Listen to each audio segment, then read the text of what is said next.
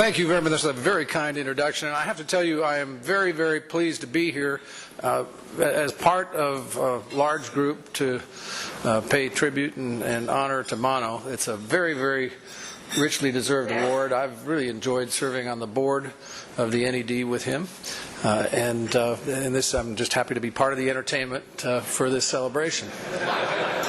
Peter, thank you very much for that kind introduction. This is an interesting gathering this evening for essentially two purposes. In addition to our foreign policy and democracy promotion focus this evening, we also have something of a securities regulatory focus, and we'll divide it up sort of even Steven. I'll address my formal remarks to the topic of democracy promotion and the connection between that topic and capital markets, and then in an informal Q&A session afterward, you'll probably want to hear all about securities regulation, so we'll do a deep dive into that topic. I particularly, as I say, have enjoyed serving on the board. So as you know, I have two hats: chairman of the SEC and board member of the National Endowment for Democracy. And it's in the latter capacity that I'm speaking to you this evening. So you need to know that the views that I express will be my own and not those of the Securities and Exchange Commission. And you'll see why I have to say that in a moment. So speaking as a board member, let me take a moment to brag a little bit further on the National Endowment for Democracy and also on the FPA. Like all great things, the FPA and the NED began each with a vision and with a dream.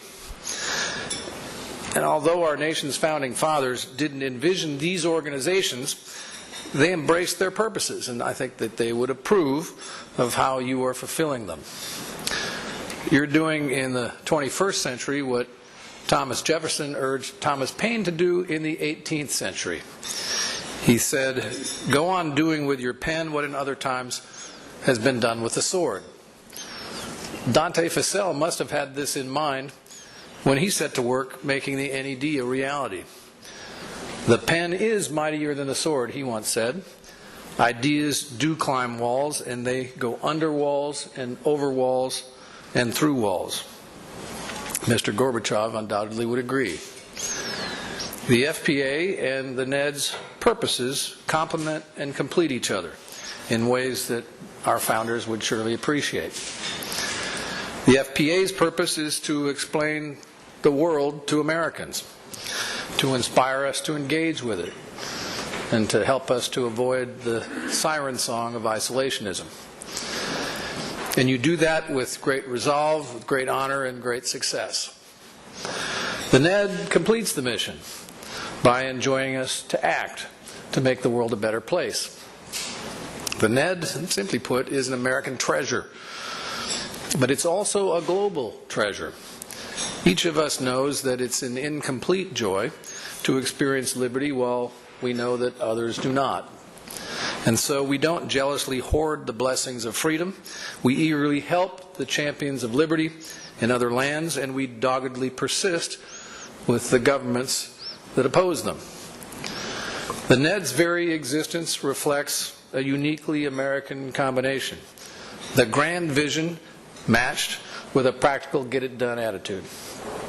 It's born of the same boundless optimism and generosity of spirit that came together in the two men that founded it, Dante Fascell and Ronald Reagan, two men that it was my privilege to know and to work with. They both had a passion for liberty, and liberty not just for Americans, but liberty for people all over the world. They both understood that freedom and democracy are our nation's greatest natural resources and our most important exports. But as everyone in this room appreciates, it's not enough simply to encourage people's dreams. Millions of people across the globe can't pursue a dream of liberty because they have no access even to the information that could inspire such a dream. Of course, it would be nice if merely asserting the benefits of democracy would make the world beat a path to democracy's door. And it's perhaps with that convenient notion in mind that it's so often been stated in essentially syllogistic terms that economic liberalization will inexorably lead to political liberalization and eventually to democracy. Despite the fact that determinism is a singularly Marxist notion, this syllogism is frequently accepted by the most dogged opponents of totalitarianism.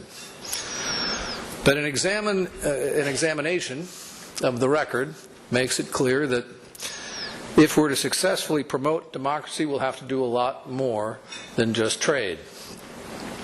It has been more than a quarter century since Deng Xiaoping opened up China's economy, and over 15 years since the collapse of Soviet communism.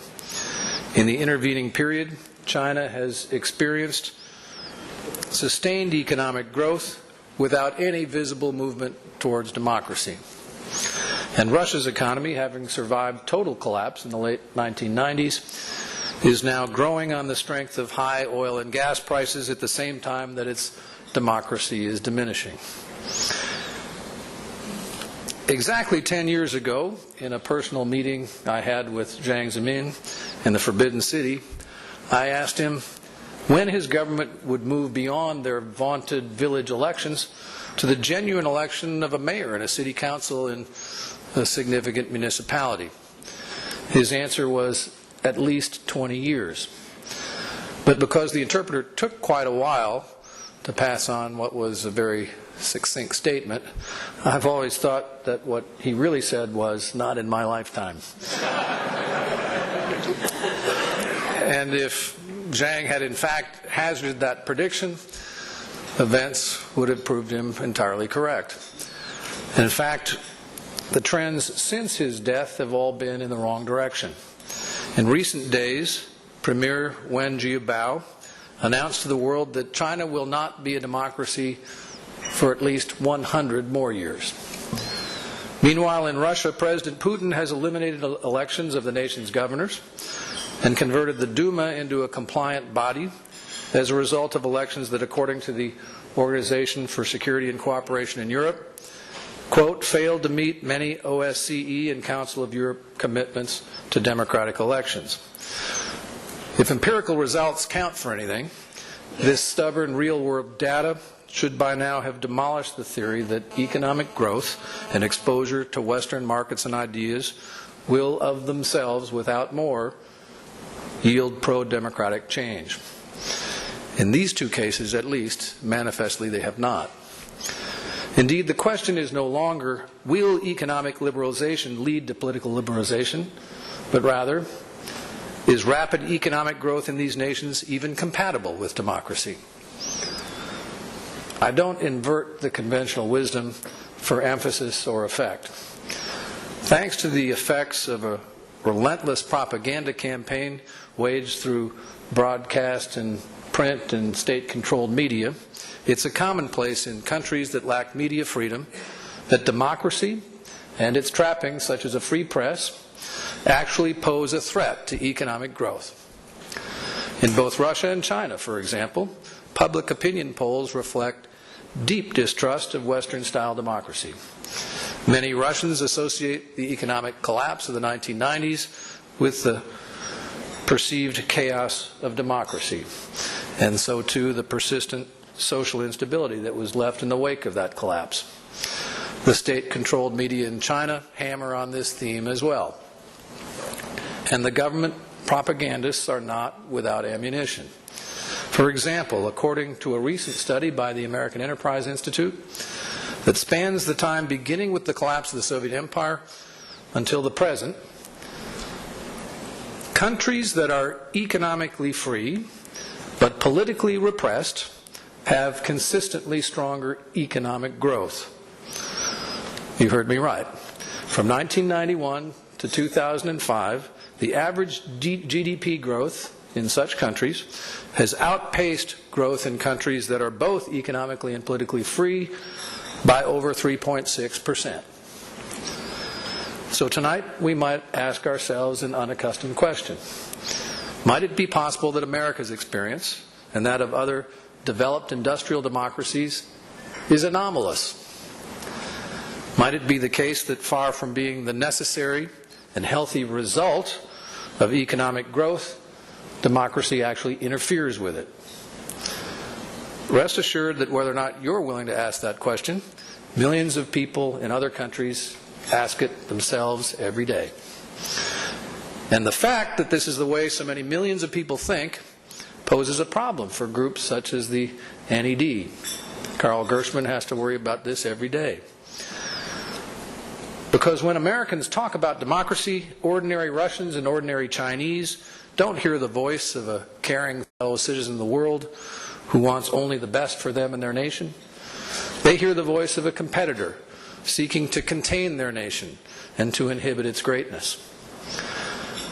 But just because democracy promotion is made more difficult when authoritarian systems can produce economic growth, doesn't mean that economic engagement with those countries is the wrong course.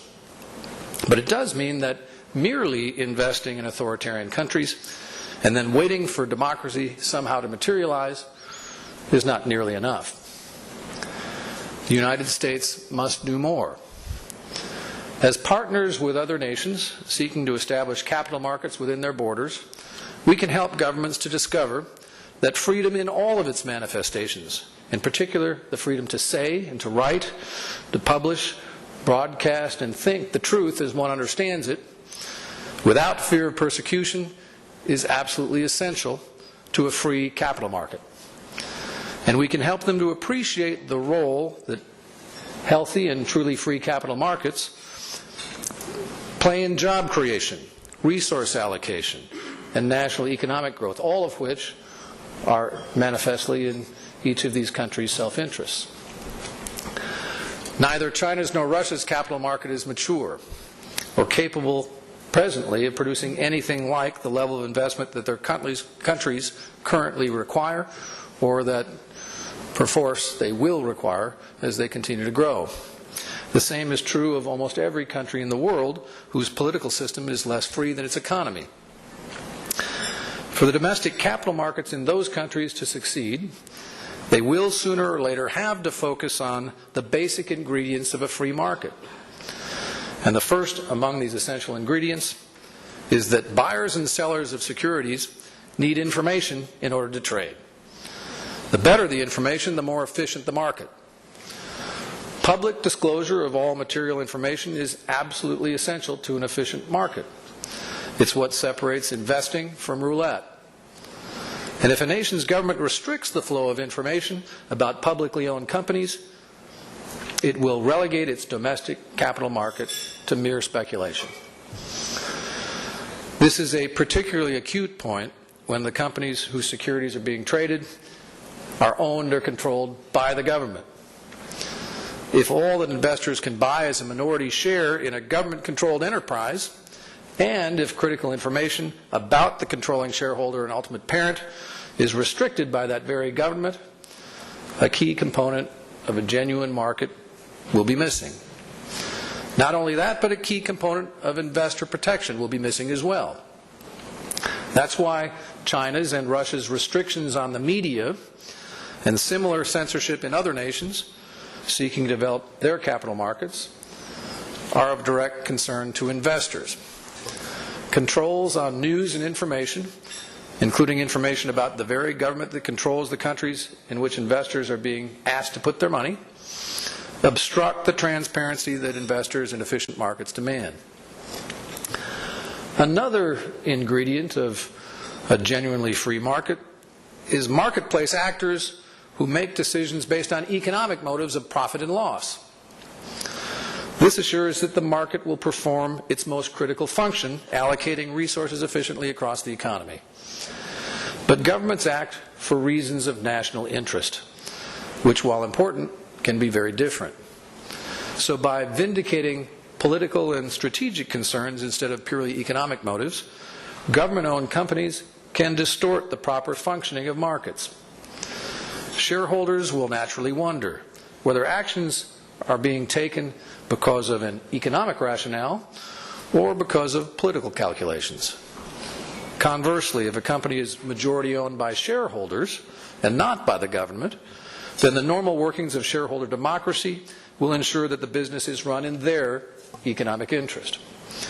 This is a powerful check against corporate management becoming complacent, or much worse, corrupt. Private shareholders insisting on their economic rights is the best way to establish corporate accountability and efficiency. When shareholders seek to promote market reforms and to improve efficiency and corporate accountability, their efforts must be respected, not thwarted. And that has to be true whether or not those owners have minority interests or controlling stakes. The third ingredient is tough, independent regulation. It's what we do at the Securities and Exchange Commission, and it's absolutely essential to maintenance of investor confidence. Here again, the issue of state-owned versus privately owned companies is of central importance. For regulation to be truly effective, it has to be arm's length. It must be independent. If the regulator and the regulated are one and the same, there is an inherent conflict of interest. Tough, independent regulation in the United States or in any country is the bedrock of investor protection and the sine qua non of an efficient capital market. The prevalence of state-owned companies in the capital market also bears directly on the quality of information about issuers that investors can receive. That's because private companies, unlike national governments, can be forced by regulators to disclose information to shareholders. This is not necessarily true, it goes without saying, of state-owned companies. As a result, investors in state-controlled companies are reasonably concerned that they may lack the necessary material information to make informed decisions. In the cases of China and Russia, where large state-controlled or state-affiliated companies are selling only minority stakes to public investors, progress in transforming these firms into genuinely private enterprises will be key to determining whether adequate investment information and truly efficient markets can ever exist. Beyond all of this, sturdy legal remedies to enforce investors' rights are the next key ingredient. The reason that this is so important is that it goes to the core of investor confidence, which in turn is the essential underpinning of a healthy capital market. Clear and readily enforceable legal redress against fraud by the issuer or by other market participants ensures that the rights of every individual are protected. Every shareholder has to know that his or her economic interests will be protected both by corporate management and by the legal system. This is without a doubt the most important role that the government has to play in ensuring free and efficient markets. A share in a company, after all, is a property right, and it must be enforceable in law. So not only honest, independent courts, but also a tough, independent regulator are absolutely essential to investor confidence. The role for government is to be tough, independent, and neutral, not to be player and referee at once. The Securities and Exchange Commission is committed to assisting our counterpart regulators in other nations to build strong, free, fair, and open markets.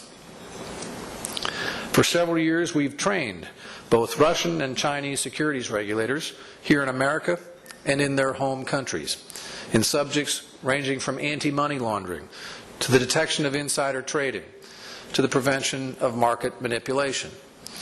And there's much more to do. As Russian and Chinese companies prepare to issue securities to American investors and to investors in markets around the world, we will redouble our efforts to promote shareholder democracy, access to material information, and tough, independent regulation. And as we work with regulators from other countries in helping them understand the mechanics of market regulation, the overarching lesson is always this: freedom can't be compartmentalized.